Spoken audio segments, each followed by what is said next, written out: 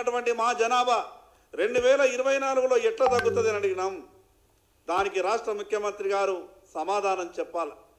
కానీ డొంక తిరుగుడు సమాధానం చెప్పే ప్రయత్నం చేసిండ్రు. బీసీల సంఖ్యనేమో తగ్గుతుందట, మిగతా వాళ్ళ సంఖ్యనేమో పెరుగుతుందట.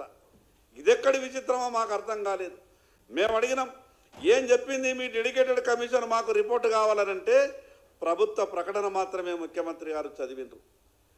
దీంట్లో ఏమున్నదని, అసలు మీరు ఏం చేసిండ్రు, ఉన్నటువంటి సంఖ్య ఎంత, ఏ రకంగా తగ్గిండ్రు, ఏ జిల్లాలో తగ్గిండ్రు, అసలు అసెంబ్లీలో ఏది కూడా సభ్యులకు సమాచారం ఇచ్చేటటువంటి ప్రయత్నం చేయలేదు. అడిగితే ప్రభుత్వం నుంచి సమాధానం ఏం చెప్తారు అనంటే ఆ యొక్క డాటాని మేము బహిర్గతం చేయలేము అని చెప్తారు. అసలు బహిర్గతం వ్యక్తిగత వివరాలు అడగలేదు కదా. ఒక్కొక్క వ్యక్తి వ్యక్తిగత వివరాలు అడిగితే వాళ్ళ స్వేచ్ఛకు భంగం వాటిల్లున్నట్టు. ఈ రాష్ట్రంలో చేసినటువంటి మేము సర్వేని అడిగినాం కదా, ఏ జిల్లాలో ఎవరెవరు ఎంత ఉన్నారో చెప్పమన్నాం కదా, దేని ఆధారంగా తగ్గిందో చెప్పమన్నాం కదా. దానికి సమాధానం ఇవ్వకుండా లేని లెక్కలు ఎక్కడికి వెళ్ళో తెప్పించి చెప్పేటటువంటి ప్రయత్నం చేసినారు. మేము చెప్పినాం 2014లో ఆ రోజు ఉన్నటువంటి ప్రభుత్వం అధికారికంగా ఎంసీఆర్ వెబ్సైట్లో అధికారికంగా ఈ యొక్క కాగితాలన్నీ అందుబాటులో ఉన్నది, డాటా అంతా కూడా అందుబాటులో ఉన్నది.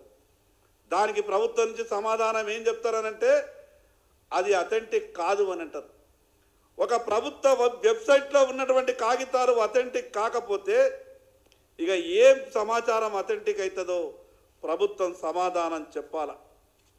ఈ రకంగా ఎస్సీలను కూడా తగ్గించి చూపించారు. ఘోరం ఏంటంటే ఒక పక్క ఎస్సీ సోదరులు ఈ యొక్క వర్గీకరణ అమలైపోయింది, ఎవరి వాటా మేము తీసుకుంటామన్న ఒక సంతోషకరమైనటువంటి వాతావరణంలో ఎస్సీలకు సంబంధించినటువంటి సంఖ్యను కూడా తగ్గించి చూపించేటటువంటి ప్రయత్నం చేసిండ్రు.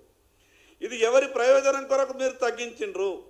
బీసీల సంఖ్య ఎందుకు తగ్గింది, ఎస్సీల సంఖ్య ఎందుకు తగ్గింది, మరి అదేవిధంగా ఈ రాష్ట్రంలో మిగతా వాళ్ళ సంఖ్య ఎట్లా పెరిగింది? దీనికి ప్రభుత్వం సమాధానం చెప్పాలా. ఇదేదో 75-80 సంవత్సరాల క్రితం ఉన్నటువంటి బీసీలు ఈరోజు కాదు, చైతన్యవంతులైనరు బీసీలు. మీరు ఎక్కడ ఏ రకమైనటువంటి కుట్రలు చేస్తున్నారో, ఎక్కడ ఏ రకంగా మమ్మల్ని అనగదొక్కాలనే ప్రయత్నం చేస్తున్నారో అడుగడుగున బీసీలు అన్ని విషయాల్ని గమనిస్తూ ఉన్నారు. ప్రభుత్వం సమాధానం చెప్పది. ప్రతి సంవత్సరానికి 20,000 కోట్ల రూపాయలు బడ్జెట్లో కేటాయిస్తామని చెప్పారు. చిల్లి గవ్వ కూడా లేదు. ఎంబీసీ కార్పొరేషన్లో కేటాయించిన 1,000 కోట్ల రూపాయలు ఎందుకు ఖర్చు చేయలేదు, 1% మాత్రమే ఖర్చు చేసిందంటే దానికి సమాధానం లేదు. ఏమైనా ఫెడరేషన్లు అన్నీ కూడా ఇచ్చిండ్రు కదా, ఏ ఒక్క ఫెడరేషన్ కూడా ఫంక్షన్లో ఎందుకు లేదు అని అంటే దాని మీద సమాధానం చెప్పరు. మా ఆత్మగౌరవ భవనాలని చెప్పారు కదా, ఈ ఊరి చివరిలో మాకు స్థలాలు ఇచ్చిండ్రు కదా బిల్డింగ్ల కొరకు, ఏమైనా శ్మశాన వాటికల తీరు కనిపిస్తున్నాయి, వాటికి సంగతి ఏంది అని అంటే ప్రభుత్వం సమాధానం చెప్పదు. నేను ఈ ప్రభుత్వాన్ని అడగదలుచుకున్నా. చివరిగా ముఖ్యమంత్రి గారు ఒక మాట చెప్పారు, పార్టీ పరంగా 42% మేము ఇవ్వడానికి సిద్ధంగా ఉన్నామని. దాని కొరకు శాసనసభ సమావేశం కావాలన్నా? మీ గాంధీ భవన్లో మీ కాంగ్రెస్ పార్టీ అధ్యక్షులు మీరు కూర్చొని మాట్లాడుకుంటే అయిపోతుండే కదా. మీ పార్టీ పరంగా 42 ఇస్తారా, 52% ఇస్తారా, మీరు గాంధీ భవన్లో కూర్చుంటే సరిపోతుండే. దానికి శాసనసభ వేదిక చేసుకొని చెప్పాల్సినటువంటి పని లేకుండే. అందుకే ఈ రాష్ట్ర ప్రభుత్వాన్ని డిమాండ్ చేస్తా ఉన్నా, మీరు మిగతా చాలా విషయాలు చెప్పారు కదా, కామారెడ్డిలో చెప్పినటువంటి బీసీ డిక్లరేషన్ను, ఆర్థికమైనటువంటి విషయాలు చాలా ఉన్నాయి, సామాజికమైనటువంటి విషయాలు చాలా ఉన్నాయి. ఈరోజు బీసీల వెనకబాటుతనం మీద మీరు చేస్తానన్న వెనకబాటుతనాన్ని దూరం చేస్తామని చెప్పినటువంటి హామీలన్నీ ఇంకా ఏమీ కూడా మొదలు పెట్టలేదు. ఉద్యోగాలు లేవు, ఉపాధి అవకాశాలు లేవు. ఈరోజు జిల్లాలో ఉన్నటువంటి బీసీ కార్పొరేషన్లకు చిల్లి గవ్వ సాయం లేదు.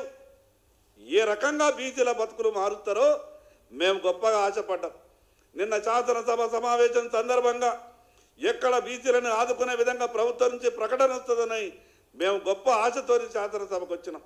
కానీ నిన్న ప్రభుత్వం నుంచి ప్రకటన విన్న తర్వాత మళ్ళీ కాంగ్రెస్ పార్టీ బీసీలను మోసం చేసే ప్రయత్నం చేస్తున్నది. అదే పంతాన్ని ఎంచుకున్నది. ఏ రకంగానైతే గతంలో ఉదయపూర్ డిక్లరేషను కాంగ్రెస్ పార్టీ చేసి బీసీల్ని మోసం చేసిందో అదే రకంగా కామారెడ్డి డిక్లరేషన్ చేసి కూడా నిన్న శాసనసభలో చివరికి మాతోనేమి కాదనే చేతులు ఎత్తేసే విధంగా ఈరోజు మా పరిధి దాటిపోయింది, మేము ఇచ్చినటువంటి హామీ పూర్తి అయిపోయింది అనే విధంగా నిన్న శాసనసభలో మాట్లాడేటటువంటి ప్రయత్నం చేసినారు.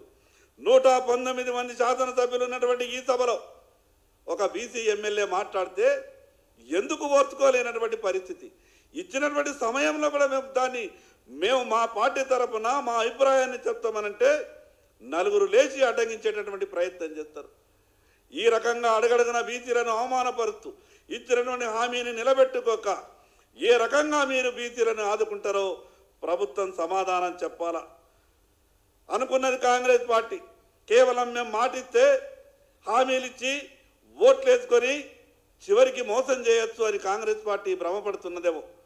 కానీ తెలంగాణ బీసీ సోదరులారా, ఒక్కసారి ప్రభుత్వ కుట్రను అర్థం చేసుకోండి. ఇక మనం జాగృతం కాకపోతే ఇక మనకు భవిష్యత్తు లేదు.